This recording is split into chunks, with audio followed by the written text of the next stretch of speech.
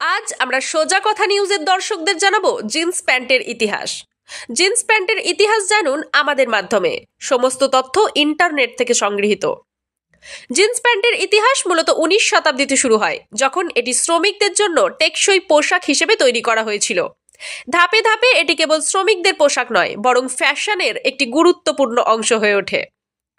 Jeans প্যান্টের উৎপত্তি এবং শুরুর ইতিহাস সম্পর্কে জানব। জিন্সের ইতিহাসের মূল চরিত্র হলেন লেভি স্ট্রস এবং জ্যাকব ডেভিস। 1853 সালে লেভি স্ট্রস ক্যালিফোর্নিয়ায় একটি ব্যবসা শুরু করেন, যেখানে তিনি স্বর্ণখনি শ্রমিকদের জন্য মজবুত পোশাক তৈরি করতেন। জ্যাকব ডেভিস ছিলেন একজন দর্জি, যিনি শ্রমিকদের জন্য অতিরিক্ত মজবুত প্যান্ট তৈরি করতে কপার রিভেট বা তামার বোতাম ব্যবহার করেন।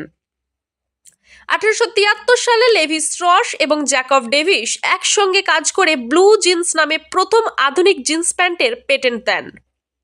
19 শতাব্দী থেকে 20 শতাব্দীর প্রথম দিকে জিন্স শুধুমাত্র শ্রমিক, গবাদি পশুর পালক এবং খনির শ্রমিকদের পোশাক হিসেবে ব্যবহৃত হতো।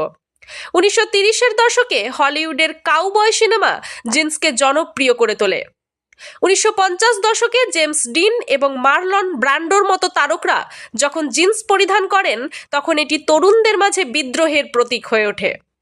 1960 ও 1970 দশকে হিপ্পি ও পপ সংস্কৃতির অংশ হিসেবে জিন্স ফ্যাশনের গুরুত্বপূর্ণ অংশ হয়ে যায়।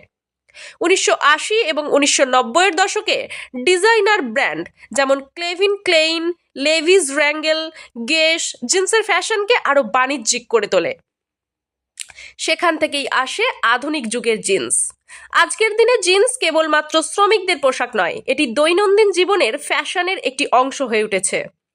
স্কিনি, রিপড, বুটকাট, ব্যাগি ইত্যাদি বিভিন্ন ডিজাইনের জিন্স বাজারে পাওয়া যায়।